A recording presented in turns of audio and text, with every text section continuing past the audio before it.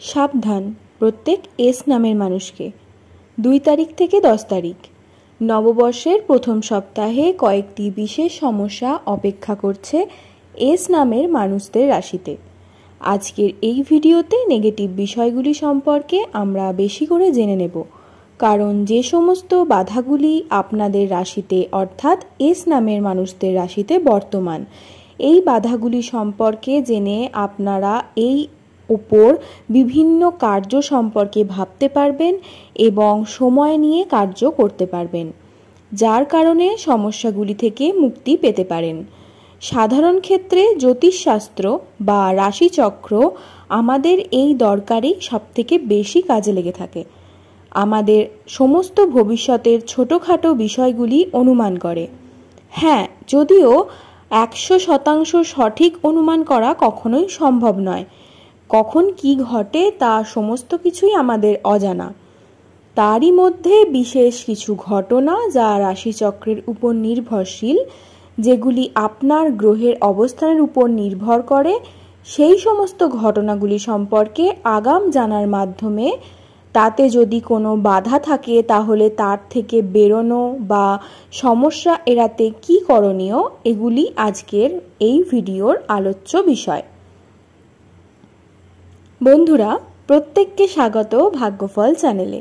যারা প্রথমবারের মতো আমার চ্যানেলের ভিডিও দেখছেন তাদের কাছে আমার একান্ত অনুরোধ, চ্যানেলটিকে অবশ্যই সাবস্ক্রাইব করে দেবেন এবং পাশে থাকবেন।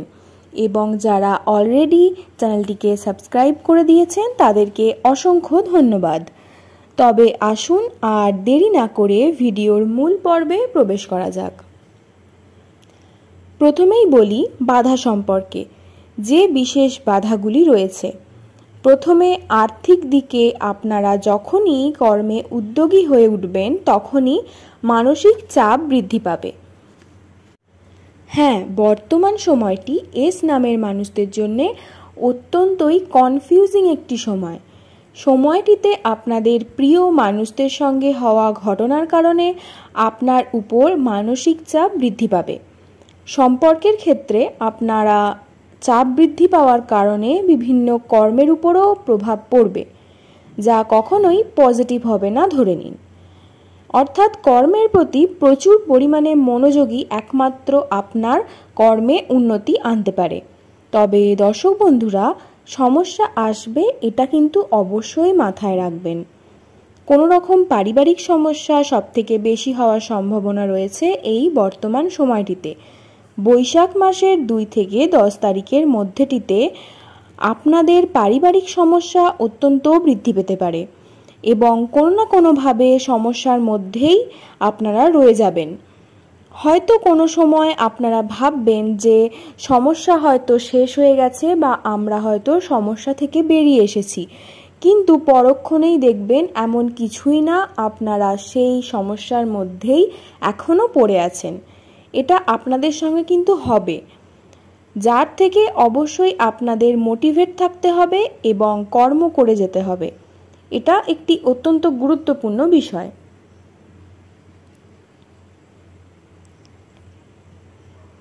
দর্শক বন্ধুরা, যে বিষয়টি বর্তমান নামের প্রথম অক্ষর এস হলে তাহলে শুনুন। আর্থিক ক্ষেত্রে আপনারা অর্থ ইনকাম করতে চাইলেও তাতে বাধা আসবে। সম্পর্কের ক্ষেত্রে বাধা তো আসবে, আমি আগেই বললাম, কিন্তু আর্থিক ক্ষেত্রেও কিন্তু বাধা আসবে। তবে যদি সঠিকভাবে কর্ম করতে পারেন তাহলে আপনাদের জানিয়ে রাখি, খারাপ সময়ের পরে ভালো সময় এমনভাবেই আপনাদের কাছে এসে উপস্থিত হবে তা আপনাদের আনন্দদায়ক অনুভূতি দিয়ে যাবে। হ্যাঁ, এটিতে একটি পজিটিভ দিক রয়েছে, কিন্তু বর্তমান সময় অর্থাৎ 2 তারিখ থেকে 10 তারিখের মধ্যে আপনাদের প্রচণ্ড মোটিভেট থাকা প্রয়োজন। কর্ম যদি সঠিকভাবে না করেন তাহলে কিন্তু আপনাদের ক্ষতি হবে, এই কথাটি কিন্তু অবশ্যই মাথায় রাখবেন। সুপ্রিয় দর্শক বন্ধুরা, আরও একটি বিষয় আপনাদের খেয়ালে রাখতে হবে, সেটি হলো আপনাদের শারীরিক ক্ষেত্রে বিভিন্নভাবে মানসিক চাপ তো আপনাদের বৃদ্ধি পাবেই। আপনি যে কর্মেই করুন না কেন, কোনো না কোনোভাবে আপনাদের কিন্তু মানসিক চাপ বৃদ্ধি পাবে।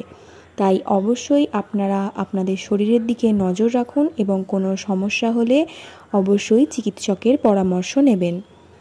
আজকের ভিডিওটা এতটাই। ভালো লেগে থাকলে একটা লাইক করে দেবেন এবং চ্যানেলটিকে সাবস্ক্রাইব করতে ভুলবেন না। ধন্যবাদ।